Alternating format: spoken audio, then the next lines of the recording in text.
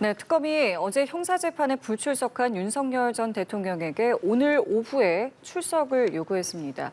윤 전 대통령이 오늘 조사에는 응할지 주목되고 있습니다. 네, 한편 다음 주 인사청문회를 앞두고 강선우 여가부 장관 후보자의 보좌진 갑질 의혹 등 일부 후보자들의 의혹이 제기되면서 거센 공방을 예고하고 있는데요.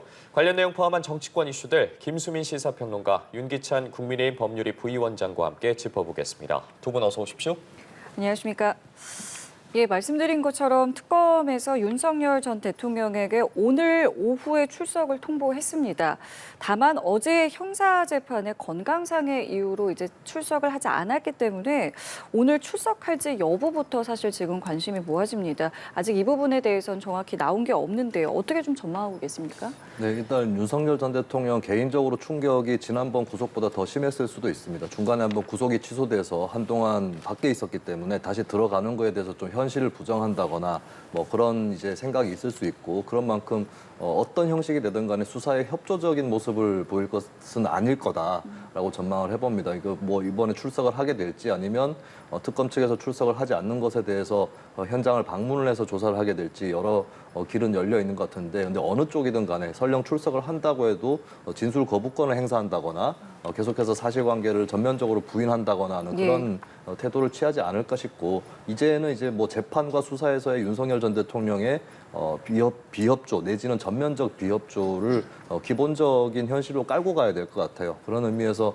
특검이나 재판부도 좀 새로운 각오로 재판하고 수사를 준비를 할 필요가 있겠다라는 생각이 들고, 윤 전 대통령이 계속해서 특히 또 어떤 명백한 사실관계에 대해서 본인도 부인 못하는 부분은 아랫사람한테 책임을 전가한다거나 뭐 이런 모습들을 계속 보이고 있거든요. 근데 윤 전 대통령의 진술을 떠나서 다른 사람들의 진술이나 또 객관적인 자료 증거 이런 것들을 통해서 입증을 하는 것이 대부분일 것이기 때문에 윤 전 대통령의 비협조라든지 이런 것들은 기본적으로 염두에 두고 이제 진실을 규명하는 쪽으로 가야 될 것 같습니다. 물론 만약입니다만 전망하신 대로 뭐 비협조한다거나 뭐 불출석한다거나 거부한다거나 이게 윤 전 대통령에게 유리한 건 아니지 않습니까? 이걸 그냥 방어권 차원으로 보면 되는 겁니까? 근데 그렇게는 안 할 거예요. 왜냐하면 이제 구속 20일 동안 구속 수사를 받을 수 있잖아요. 그런데 문제는 뭐냐면 외환 혐의의 경우에는 구속영장 청구 범죄 사실이 들어가지 않았거든요. 예. 그러면 이제 어떤 위험이 있냐면 지금 내란 관련해서는 이미 피고인으로 재판을 받고 있어요. 그리고 나서 지금 영장 범죄 사실에 물론 국무회의 관련된 것, 그다음에 뭐 공보 이런 부분도 있지만 실제로 보면 특수공무집행방해라고 해서 체포영장 집행저지 관련돼서 그 사안이 주된 범죄 사실로 들어가 있거든요. 그런데 이것만 갖고 수사를 하는데 만약 협조를 안 해요. 그러면 이걸 일단 20일 내에 기소를 해야 됩니다. 그럼 외환죄는 또 20일 이후에 별도의 수사를 거쳐서 또 다른 나중에 영장에 위험이 있는 범죄 사실이 될 수가 있어요. 그러니까 결국은 지금 추가 기소되는 문제와 관련돼서 6개월 내에 재판이 안 끝나면 또 외환죄 관련돼 또 영장을 청구할 수 있거든요. 그래서 제가 만약에 윤 전 대통령의 변호인들이라면 수사에 협조하는 것이 맞다. 왜 그러냐면 안 그러면 이 쪼개기 기소를 자초하는 경우가 되기 때문에 예. 나중에 추가 영장 발부에 하나의 그 기초 사실을 제공하는 거라서 그럼 세 가지 범죄 사실이 되는 거라. 그럼 저는 개인적으로 이 부분은 이렇게 선택하지는 않을 것이다라는 생각이 들고, 또 하나 이제 구속영장 청구 범죄 사실 관련해서 여러 가지 수사했던 내용들이 적혀 있거든요. 그럼 그 내용들을 반영한 진술 교정할 필요는 있어 보여요. 따라서 저는 개인적으로 수사 일정이나 경과에 대해서 서로 간에 상의하겠지만 아마도 수사에 비협조하거나 아예 출정하지 않거나 또는 방문조사까지 거부하거나 이런 일은 없지 않을까 이렇게 개인적으로 생각합니다. 예, 알겠습니다. 앞으로의 상황 좀 지켜봐야 할 것 같은데, 이번 윤석열 전 대통령의 재구속을 두고 여야의 반응도 엇갈렸습니다. 발언 준비해 봤는데요. 듣고 나서 대담 이어가 보겠습니다. 우리 국민은 너무 오래 기다리고 있습니다. 하루빨리 내란 수계 윤석열과 그 일당들에게 법정 최고형을 내려서 대한민국 헌법과 민주주의 위험을 바로 세워야 합니다. 예, 전직 대통령이 또다시 구속 수감되는 불행한 사태에 대해서 국민 여러분께는 굉장히 송구하게 생각합니다. 매우 안타까운 일이 벌어졌습니다. 네, 들으신 것처럼 민주당은 윤 전 대통령의 재구속이 사필 규정이라면서 법정 최고형의 선고를 촉구했고, 국민의힘에선 송구하다고 사과를 하면서도 수사와 재판은 공정하게 이루어져야 한다는 입장을 냈습니다. 이런 여야의 반응 어떻게 보셨는지 먼저 좀 여쭤보겠습니다. 네, 국민의힘에서 일단 국민께 송구하다라고 얘기한 것은 어느 정도 사과의 의사를 표명한 것은 맞는데, 근데 이게 당 내에서 좀 일치돼서 나갈 수 있는 메시지인지는 의문이 있어요. 이게 대표적으로 구속이 되고 나서 얼마 안 돼서 곽규택 수석 대변인 같은 경우는 구속이 타당한지 의문이다라는 입장을 발표를 했고, 아마 이런 입장이 나갈 때마다 국민들은 국민의힘이 반성이 없다, 사과할 의지가 없다라고 생각을 할 것 같아요. 그러면서 이제 사실 곽규택 수석 대변인 같은 경우에 증거인멸이나 도주 우려를 쉽게 인정하기 어려운 전직 대통령이다라고 그렇게 설명을 했지만, 국민들은 오히려 그 전직 대통령으로서의 지위 이런 것들을 이용해서 체포를 방해했었던 것을 다 기억을 하고 있고, 거기에 대해서 사실 그 당시에 국민의힘 일부 의원들은 관저를 방문한다든지 또 체포를 하는데 거기 앞에 나가서 막는다든지 이런 행동을 했고, 이건 사실 윤리적인 문제를 넘어서서 실정법상의 문제가 없는지 조사를 받아야 될 그런 대상이거든요. 그렇다면 저는 여기까지 사태가 와버린 것에 대해서 국민의힘에서 단순히 송구하다 이런 입장을 낼 것이 아니라 가장 정면적으로 사과를 하고 또 인정을 하는 방법은 우리 당에서도 문제가 있다면 수사를 충실하게 받겠다라고 얘기를 하는 게 맞다고 봅니다. 수사와 재판이 공정하게 되기를 바란다라고 얘기하는 것은 마치 어느 정도 걱정이 된다, 혹은 지금까지 조금 수사나 재판이 공정하지 않았다 이런 식으로 부인하는 그런 태도에 그칠 수 있는데, 그게 아니라 본인들부터 스스로 공정하게 수사를 받겠다, 수사 받을 것은 받겠다라고 얘기를 하는 것이 올바른 입장이라고 봅니다. 예. 근데 사실 이제 그 사필 규정이라는 단어는 뭐 맞는 단어겠죠. 어쨌든 법원이 판단했기 때문에 이것을 받아들일 수밖에 없는 거고, 다만 공정이라는 단어를 제가 꺼낸 이유는 이재명 대통령의 경우에는 재판이 지금 진행이 되고 있지 않잖아요. 불공정하다는 거죠. 이건 누가 보더라도 어쨌든 뭐 헌법 84조 해석을 아전인수격으로 서로 하고 있지 않습니까? 그러니까 그런 모든 정황을 고려하면 불공정한 것이죠. 공평하지는 않아요. 그래서 그 부분에 대해서 질타한 것이고, 그러니까 윤 전 대통령을 옹호하려고 질타한 게 아니고 이재명 대통령의 재판 중단을 위한 입법 시도 또는 뭐 스스로 그 판사들이 정지한 부분, 이런 분들에 대한 불공정 질타예요. 그러니까 옹호했다고 평가하시는 건 맞지 않는 것이고, 또 하나는 어찌됐든 그 윤 전 대통령의 이런 사태 때문에 도의적 정치적 책임은 국민의힘이 있는 건 맞습니다. 이 부분을 인정한 것이고, 그다음에 이제 칼날 끝이 특검을 광범위하게 그 입법을 만들어 가지고 국내심 의원들을 겨냥하고 있는 특검 수사가 진행 중에 있잖아요. 이것 또한 염려스럽지 않을 수 없는 거죠. 대명천지에 사실은 국내심이 이번 비상계엄과 연관되지 않았다는 부분, 이 비상계엄 이후에 탄핵의 찬반을 떠나서 비상계엄 선포 자체에 연관되지 않았다는 부분은 대부분 알고 있단 말이죠. 그럼에도 불구하고 기타 방법으로 계엄 해제 요구 결의안을 방해한 사건까지 넣고, 그다음에 수사 진행 중에 인지한 사건까지 넣고 해가지고 국내심 의원들에 대한 어떤 수사의 칼날을 겨누고 있는 이 부분은 대의민주주의 하에서는 되게 위험스러운 부분이죠. 거기에 대한 평론가님 말씀처럼 거기에 대한 염려도 또 포함된 평가다 이렇게 생각합니다. 알겠습니다. 자, 그럼 저희가 여기서 여론의 흐름도 좀 살펴보겠습니다. 두 가지 지지율을 동시에 좀 볼 텐데요. 먼저 어제 나왔던 NBS 여론조사에서 이재명 대통령의 지지율이 3%포인트 상승하면서 65%로 지금 보시는 것처럼 조사가 됐습니다. 자, 그리고 민주당의 지지율과 국민의힘 지지율도 저희가 좀 살펴볼 텐데요.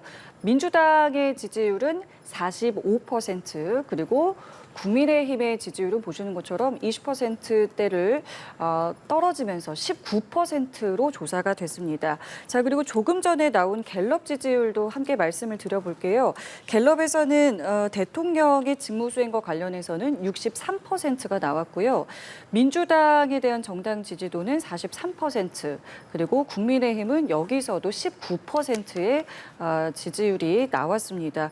두 가지 측면에서의 이야기를 할 수 있을 것 같아요. 하나는 이제 이재명 대통령의 지지율이 두 가지 이제 여론조사에서 모두 60%대가 나왔다라는 점, 그리고 국민의힘의 지지율이 19%로 이제 조사가 됐다는 점입니다. 각각에 대해서 좀 어떻게 분석을 해볼 수 있겠습니까? 네, 일단 지난 대선 때 국민의힘의 김문수 후보가 40%를 조금 넘기는 득표를 했고, 사실 많은 사람들이 예측했던 것을 조금 웃도는 그런 수치였거든요. 그리고 내란 문제에 얽혀있는, 거기에 휘말렸던 정당 치고는 굉장히 높은 지지율을 받았던 건데, 그 표심을 제대로 봐야 된다는 것이 이번 여론조사에서 최근에 계속 드러나는 것 같아요. 그러니까 지금 정당 지지율이 대선 끝나고 얼마 안 됐는데 41% 지지율에서 반토막이 났다라고 하는 것은 그때 지지하셨던 국민의힘 김문수 후보를 투표했고 찍었던 분들 절반 정도가 억지로 찍었다는 얘기예요.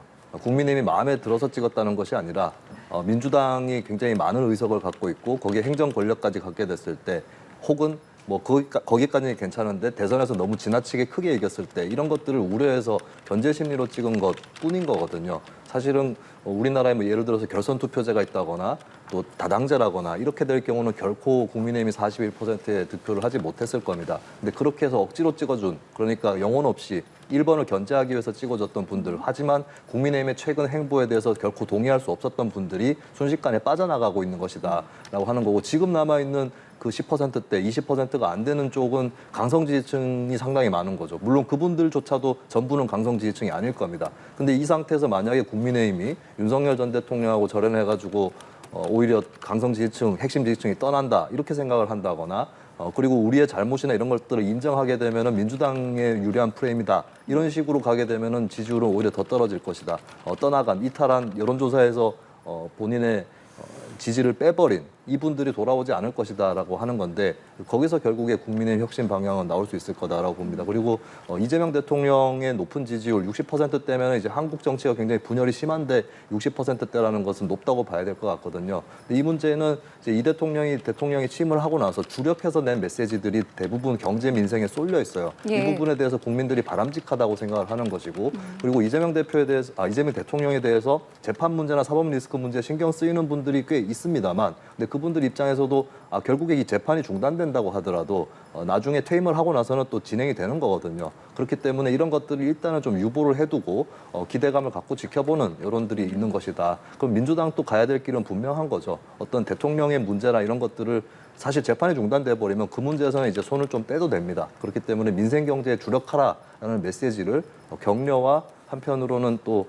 견제 이런 것들을 담아서 대통령에게 일단 기대를 실어주는 것이다 이렇게 분석을 해봅니다. 예, 자 지금 이재명 대통령의 어떤 상승 추세 지지율 더불어서 이제 국민의힘의 지금 19%의 지지율 각각에 대한 의견을 말씀하셨는데 국민의힘 같은 경우에는 여기서 이제 더 떨어질 수도 있다라는 말씀을 하셨어요. 물론 이제 혁신 이야기 저희가 잠시 뒤에 하겠지만 앞으로 좀 어떤 방향성 갖고 가야 된다고 보십니까? 그러니까 그 개혁신당 등 보수 성향의 정당 전체 합산 그 지지율을 보면은 25%를 못 넘고 있는 거죠. 그러니까 이 부분은 원래 보수 성향의 유권자 또는 국민의 마음이 떠났다는 건데 그 의미는 뭐냐면 대의민주주의 하에서 국민의 어떤 의사를 형성하고 그것을 반영시킬 수 있는 플랫폼 역할을 못 하고 있다는 거죠.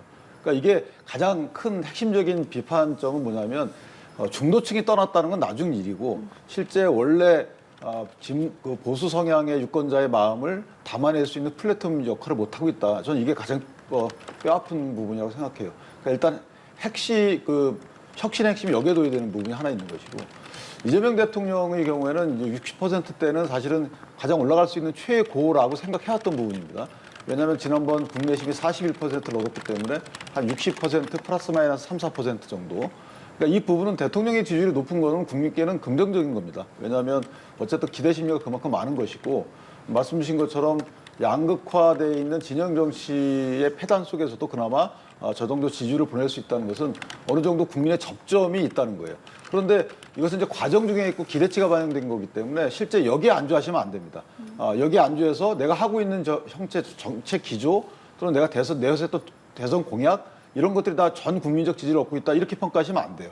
특히나 지금 관세협상, 통상협상 중에 전시 작전 통제권 문제도 나오고 있잖아요. 그러니까 뭔가 슬금슬금 스물스물 조금 더 진영 위주로 가게 되면 저는 개인적으로 이 대통령께서 추구하시는 실용 정치에 대한 국민적 평가가 떨어질 것이다라는 생각을 해서 개인적으로 보면 조금 정책 기조를 60%대의 국민적 지지의 바탕이 뭔지에 대해서 아마 대통령실이 조금 더 연구하면 좋은 정치로 통하지 않을까 이렇게 기대합니다. 인사청문회 이야기를 좀 해보도록 하겠습니다. 다음 주부터 이제 시작이 되는데 강선우 여가부 장관 후보자의 보좌진 갑질 의혹이 나왔습니다. 내용을 좀 들여다보면 5년 동안 보좌진을 46번이나 교체를 했고 후보자 집에 쓰레기를 버리거나 변기를 고치는 일까지 시켰다라는 주장이 나왔는데 어떻게 좀 바라보고 계십니까?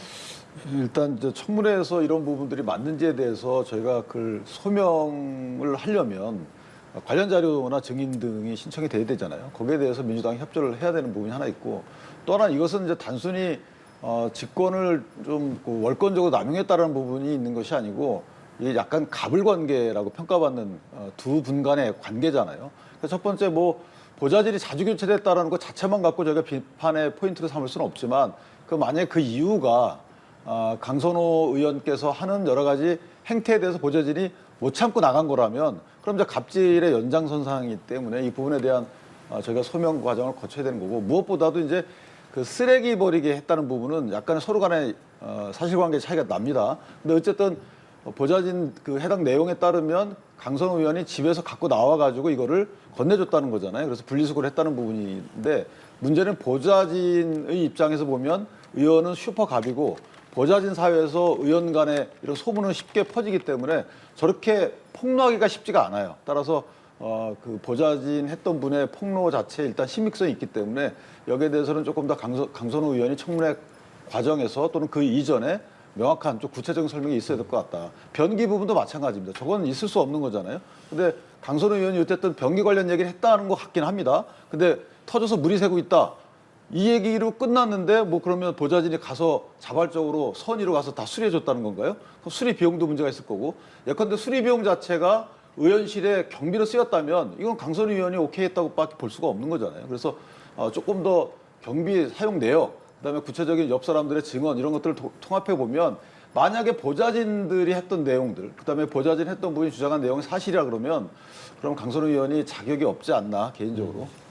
말씀해 주신 것처럼 국민의힘에선 이게 만약에 사실이라면 장관은 물론이고 의원 자격도 없다라고 공세를 가하고 있는데 어떻게 좀 들으셨습니까? 네, 처음에는 이게 좀 진실 공방인 것처럼 보였거든요. 그래서 시간이 좀 필요하다라는 생각이 들었는데, 근데 강선우 의원이 해명을 한 내용이 거짓인 것으로 일단 드러났습니다. 그러니까 강선우 의원이 뭐라고 했냐면, 처음에는 자신이 그냥 집에 물바다가 됐다 정도만 얘기를 했는데 보좌관이 좀 알아서 가가지고 고쳐줬다 이런 식으로 해명을 했거든요. 근데 어제 보도가 됐죠. 문자 메시지가 오고 간 내역이 나왔는데 정확하게 부탁이 있는데 라면서 집에 물이 새고 있고 이걸 좀 살펴달라라고 문자를 보냈고, 나중에 그걸 확인까지 수리 끝났다라고 하는 것을 확인까지 했다라고 하는 그런 부분이 나왔어요. 이 부분이 치명적입니다. 사실 보통은 이제 해명을 했을 때 이게 바로 어떻게 진실로 안 밝혀진 경우는 좀 장기화되는 상황도 펼쳐질 수 있는데, 해명을 하자마자 그 해명이 거짓이라고 드러난 거. 그러니까 예전에 대표적으로 우리 세계 정치사에서 닉슨 전 대통령에 대해서 결국에 사임을 하게 됐는데, 워터게이트 사건 그 자체보다 나중에 거짓말을 한 게 드러난 것이 더 치명적이었다는 얘기를 하잖아요. 이 부분이 결국에 좀 국민들 입장에서 넘어가기 어려운 일이 된 것 같고, 사실은 이제 이게 장관 후보자 혹은 장관의 자격뿐만 아니라 의원으로서 보좌관한테 갑질을 한 것이라면 그것은 결국에 의원직까지도 사퇴를 해야 되는 상황까지 번질 수 있다라는 점입니다. 근데 지금 현재 강선우 의원이 이거를 이제 후보자로서 청문회에서 소명을 하겠다고 하는데, 현재 상태는 지금 청문회 며칠 있는 그 청문회를 기다릴 정도의 상황이 아니에요. 지금 당장 소명을 하거나 아니면 거취를 결정해야 될 정도로 몰릴 것이다. 그렇게 전망을 할 수밖에 없겠습니다. 알겠습니다. 자, 그리고 어제 교육위에서는요, 리박스쿨 관련한 청문회가 있었습니다. 그리고 이 자리에서 어떤 이야기가 나왔냐면, 윤석열 정부 때 늘봄학교의 리박스쿨 관련 단체를 선정해달라라는 약간의 대통령실의 압박이 있었다라는 교육부 간부의 증언이 나왔습니다.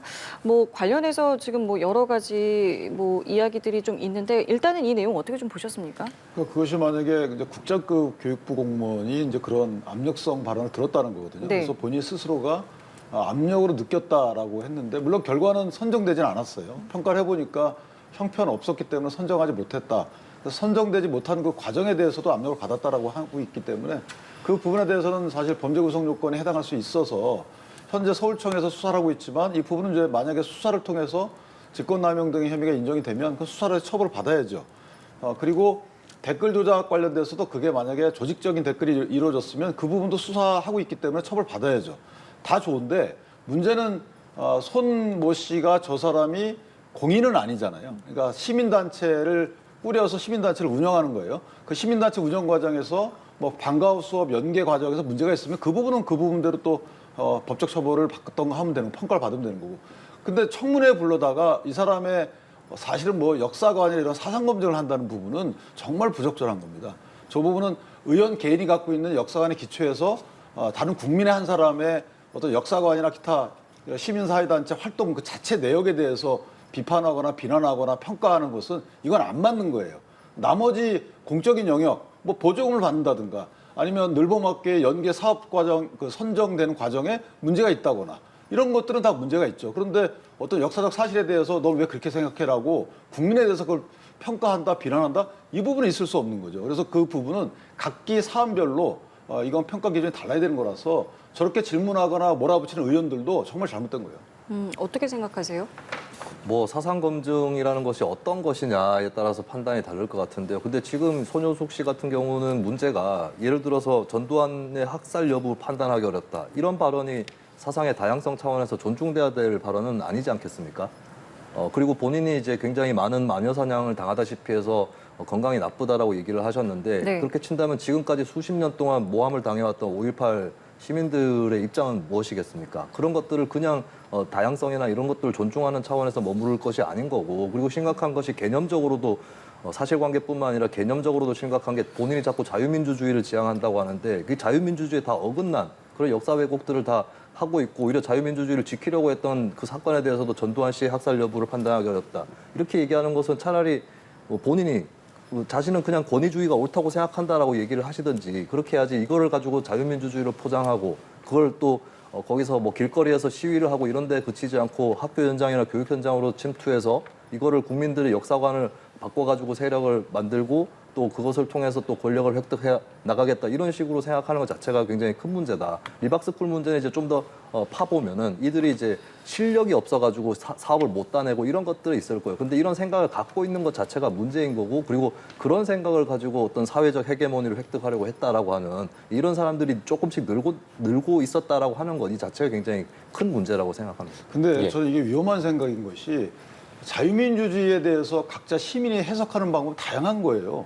이걸 국가나 공공단체, 그러니까 국가나 이런 조직들이 규정해 주는 게 문제인 것이지 예를 들어서 제가 손흥 씨를 두둔하는 게 아니에요. 그다음에 전두환 씨 학살 이 문제는 이미 판례에 있어서 다 확인된 부분들입니다. 내란 목적 살인죄에 대해서 다 유죄가 인정이 됐잖아요. 그러니까 근데 그것을 학살이라는 표현을 하느냐 마느냐는 다 그건 본인들의 자유인 것이고 저희가 개인적으로 비판할 수는 있죠. 그런데 거기에 대해서 국회에 들어와서 뭐 이승만 대통령에 대해서 어떻게 생각하는지 예를 들면 그다음에 전두환의 공과에 대해서 어떻게 생각하는지 이런 것들을 물을 필요가 없는 겁니다. 국민 개인에 대해서는 이런 거 물을 수 있죠. 해당 리박스쿨이 만약에 손가락 혁명군 등을 통해서 여론조사에 동원됐는지 이런 것들은 당연히 물어야 되는 거고요. 그다음에 뭐 교육비서관이 교육부 국장급에게 어떤 직권을 남용했는지 이런 부분은 당연히 물어야 되는 거죠. 그러니까 국회에서 할 수 있는 공적 영역이 있는 것이고 그다음에 개인 시민을 불러다가 시민단체를 왜 당신들 그런 걸 시민으로 만들어가지고 나온 게 아니라 대표로 나왔기 때문에 어떤 대표로 나왔죠? 그 리박스쿨 대표로 나왔기 때문에 리박스쿨 자체가 시민단체잖아요. 예. 그러니까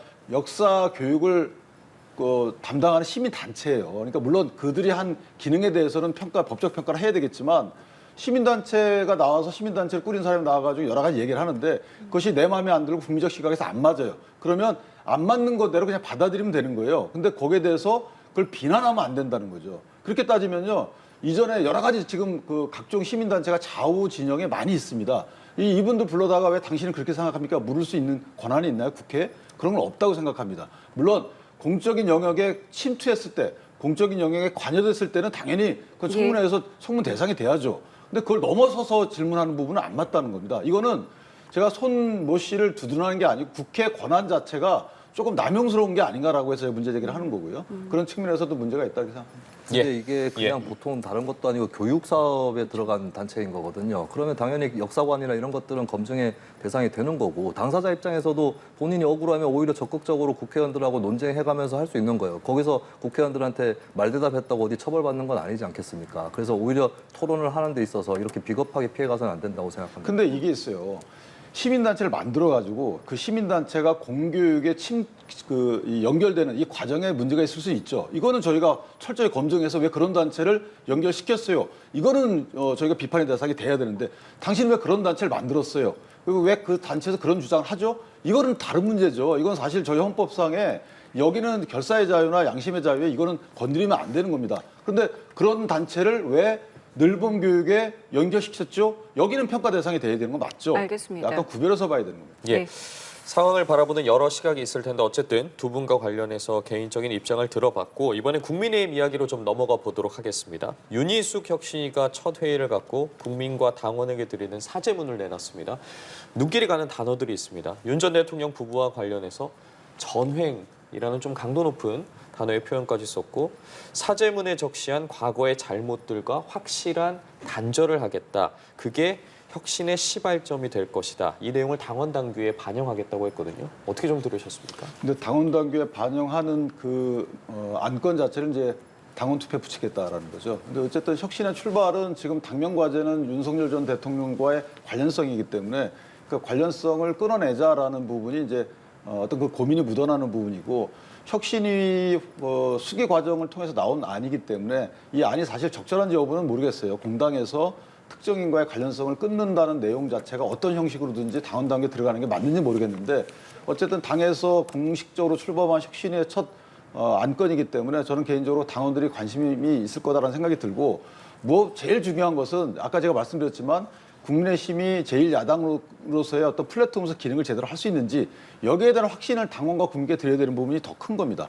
그러니까 지금 국민적 비판을 끌어내는 것도 중요하지만 앞으로 그런 국민들의 여러 가지 정치적인 의사나 이런 욕구를 반영시킬 수 있는 플랫폼으로 거듭나기 위한 조금 더 건설적인 안들에 대해서도 논의를 하지 않겠는가. 그중에 하나가 이제 당원 소환제를 하겠다는 부분도 없지 않아 있습니다.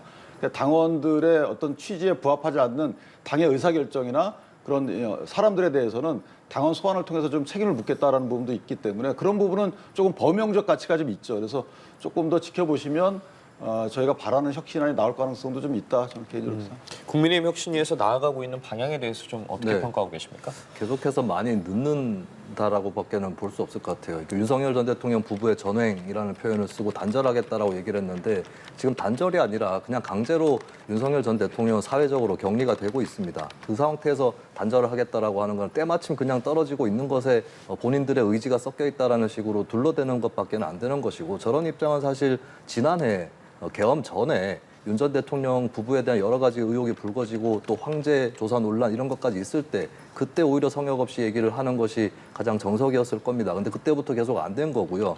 사실 계엄이 터졌을 때도 그때 계엄 해제를 요구하는 표결에 국민의힘 의원들이 다 들어가서 찬성했으면 오늘까지 국민의힘이 이런 사태로 안 왔을 거예요. 근데 항상 보면은 이제 계엄 해제를 해야 될 때는 그 자리에 없고 탄핵해야 될 때도 반대하고 그 다음에 형사재판 받아야 되는데 체포 반대하고 앞에 관저 가서 농성하고 그 다음에 내란 아니다. 내란이라는 증거가 어디 있느냐. 이런 식으로 계속 수달 동안 지내와 놓고 이제 와서 윤 전 대통령 부부와 절연하겠다라고 하는 것은 굉장히 타이밍이 늦은 것이죠. 이게 국민의힘을 보면 생각나는 일화가 예전에 어떤 사람이 밖에 수상한 사람이 어른거리고 있는데 담 넘어오기만 해봐라. 그랬더니 담을 넘어왔어요, 그 사람이. 그러더니 이제 문 따고 들어오기만 해봐라. 그럼 문 따고 들어갔어요. 그 다음에 물건을 훔쳐가기만 해봐라 하니까 물건 훔쳐갔어요. 그 다음에 다시 오기만 해봐라. 이런 식으로 항상 그때그때 대응을 해야 되는 것을 하지 않고 계속 미뤄두고 있다가 나중에 가서 두고 보자. 이렇게 해온 결과가 지금 겨우 윤 전 대통령 파면되고 한참 시간이 지나서야 이제 단절하겠다. 이렇게 얘기를 한 것밖에 안 된다. 계속해서 이건 혁신이 아니라 진도를 따라잡지 못하는 전형적인 모습에 불과하다고 생각합니다. 네, 윤기찬 부위원장님 조금 전 말씀하시려고 했던 거 그러니까 계속 저희가 이어가 주실까요? 사실 입법을 예. 통해서 뭔가 규정할 수 있는 힘이 없는 정당이다 보니까 이런 평가를 받는 부분이 없지 않아 있어요. 예컨대 국민의힘 입장에서 보면 지금 민주당이 이런 내란몰이라고 저희가 평가하는 아예 내란으로 규정을 했잖아요. 내란 정당이라고. 그런 이유가 나중에 분명히 보복성 수사로 이어진다라고 그 당시에 여러 가지 문제 제기를 했단 말이에요. 그래서 당시 탄핵에도 반대했던 부분이 없지 않아 있어요. 그러니까 비상계엄을 옹호했던 게 아니고 비상계엄이 적법하다고 저희가 주장한 적이 없어요. 그런데 전략적으로 탄핵을 만약에 반대한 이유는 탄핵을 통해서 조기 대선이 일찍 일어나게 되면 이런 식의 문제가 생긴다라고 저희가 내부적으로 검토를 했기 때문에 그런 당론이 생겨졌던 거고 그렇다고 해서 비상계엄을 그걸로 인해서 옹호했다라고 규정짓는 것도 정치적 공세고 또 하나 내란이라는 부분은 형법상의 내란죄 구성 요건에 해당해야지 내란입니다. 이게- 재판은 확정된 바가 없잖아요. 그러니까 아직 내란죄가 인정된 바 없다 이렇게 주장하는 게 뭐가 잘못된 겁니까? 그럼 민주당에서 이재명 대통령에 대해서 여러 가지 5개 재판에 대해서 아직까지 끝나지 않았기 때문에 그 범죄 사실이 인정된다 안 하는 거하고 뭐가 달라요? 그러니까 저는 이걸 잣대가 같아야 된다는 겁니다. 이런 잣대가 같은 걸 갖다가 뭐 규정할 수 있는 의석적 힘이 없다고 해서 너넨 틀린 거고 우린 맞다. 이렇게 하는 것 자체가 정치적인 공세죠. 알겠습니다. 그래서 다가올 전당대회도 상당히 좀 관심인데 지금 누가 나올지부터가 사실은 관심이고 여러 인물들의 이름들 바로 거론되고 있는데요. 뭐 출마 글쎄요, 뭐 얼마나 많은 인물들이 좀 할 것 같으세요? 움직임 좀 어떻게 분석하세요? 일단 이제 군수 후보가 좀 있을 것 같아요. 늘 나오시는 분들.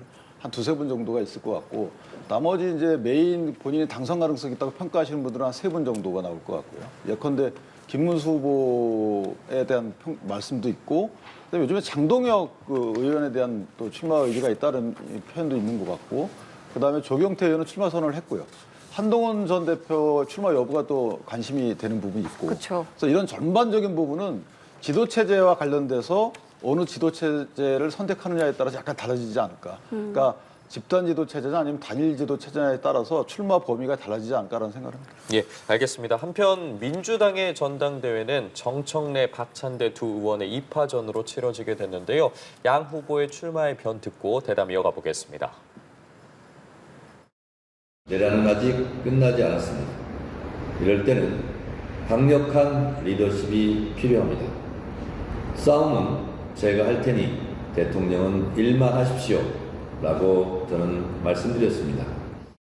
칼처럼 벼린 말로 싸움만 하기보다 칼과 붓을 함께 질 줄 아는 대표가 되겠습니다. 개혁을 흔드는 세력 앞에선 단호한 칼과 방패가 되고 민생과 민주주의를 설계할 땐 붓으로 방향을 그리겠습니다. 네, 두 후보의 출마의 변 들어보셨는데 정청래 후보 같은 경우에 대통령은 일만 할 수 있도록 싸움을 맡겠다면서 특히나 이 검찰 언론 사법 개혁에 대해서 강조했습니다. 그리고 박찬대 후보 같은 경우에는 안정적인 리더십 관련해서 좀 강점을 내세우고 있는데 현 시점에서 두 후보 중에 누가 조금 더 유리하다고 보십니까? 굉장히 박빙 상태로 가는 것 같아요. 그냥 이제 제가 예측을 회피하는 것이 아니라 여러 가지 양쪽에 좀 장점이 다르고 그리고 지금 말씀하셨던 대로 두 후보의 레파토리를 들어보면 조금 바뀐 듯한 느낌도 듭니다. 정청래 의원이 정치적으로는 더 선배라서 안정감을 내세울 수도 있는데 자신이 더 싸우겠다라는 쪽으로 강조를 하고 있고 조금 후배인 박찬대 의원 같은 경우에 붓 얘기도 하면서 좀 안정감을 부여를 하고 있거든요. 그건 그만큼 이제 본인이 굳혀놓을 수 있는 당내 표밭은 있는데 서로의 이제 표밭을 좀 앗아와야 되는 그런 숙제가 또 있는 거죠. 그러다 보니까 이제 크로스 현상이 일어나고 있다라고 봐야 될 것 같고 일단 양쪽의 장점이 좀 다른데 강점이 좀 다른데 정청래 의원은 이제 아무래도 전통적으로 오랫동안 민주당을 지지해왔던 그 지지층한테 익숙한 인물이고 또 그동안 딱히 당직을 좀 크게 맡은 바가 별로 없거나 혹은 좀 늦게 맡은 측면이 있고 예전에 컷오프를 총선에서 당한 적도 있어요. 그쵸. 그렇기 때문에 좀 지지층 사이에서 동정 여론이나 연민 혹은 부채감 같은 것이 강하다는 것이 강점입니다. 근데 박찬대 의원 같은 경우는 조금 더 이제 찐명이라고 하는 이쪽에서 더 경쟁력을 갖고 있는 것으로 그렇게 드러나고 있기 때문에 인지도나 정치 경험에서는 조금 뒤지고 있지만 굉장히 이제 강한 지지층을 또 보유를 하고 있거든요. 그런 점들이 몇몇 이제 대중적 여론조사를 살펴보더라도 박빙세를 나타낸 그런 상황들이 펼쳐지고 있는데 이것이 결국에 또 그 당원들도 대중인 거고 권리당원이나 뭐 그런 그 여론 반영 이런 것들을 감안했을 때는 결국에는 두 사람이 박빙 상태로 가는 그런 선거가 되지 않을까 싶습니다. 박빙세라고 말씀해 주셨는데 같은 생각 가지고 계시는지 또 앞으로 변수가 있다면 어떤 부분 꼽아볼 수 있을까요? 근데 이제 야당 대표 선거 같아요. 그러니까 국내심의 대표 뽑는 선거 같아요. 싸움 얘기 나오고. 그래서 개인적으로 이제 여당 대표를 뽑는 선거잖아요. 그러면 지금 뭐 통상이나 관세 이런 엄중한 내용들도 많은데 이런 부분 관련돼서 서로 간에 공약을 내걸거나 어떻게 하겠다라는 것보다도 야당을 더 잘 죽이겠다라는 취지에 들려서 귀에는 상당히 바람직하지 않다. 그런데 어쨌든 당원들이 원하는 그 대표상이라는 게 본인들이 상정을 해놓고 그 대표상에 부합하는 언행을 지금 하고 계신 것 같아요. 근데 개인적으로 보면 원래 박찬대 의원의 경우에는 본인의 이미지에 맞는 조금 더 안정적인 언행으로 갔으면 차별화돼서 어느 정도 승부가 더 났을 텐데 약간 정청래 의원의 페이스에 말린 듯한 느낌이 나서 개인적으로 보면 정청래 의원이 조금 더 유리한 결과가 나올 가능성이 좀 높아졌다 이렇게 보고요. 이후에 대통령의 국정 운영에 오히려 저런 식의 말씀을 하시고 당선된 당대표의 행보는 부담이 될 가능성도 있는 거죠. 야당을 오히려 포용하고 야당과의 접점을 만들어서 대통령에 대한 정치적 공격을 좀 낮춰주는 것이 그 압력을 낮춰주는 것이 전 여당 대표의 역할이라고 보는데 그렇게 보지 않으시는 것 같아요. 어쨌든 위험 부담을 안고 선출되는 대표가 될 것 같다. 개인적으로 그렇게 생각합니다. 알겠습니다. 오늘 두 분 말씀은 여기까지 함께하겠습니다. 지금까지 김수민 시사평론가, 윤기찬 국민의힘 법률위 부위원장과 함께했습니다. 두 분 감사합니다. 고맙습니다.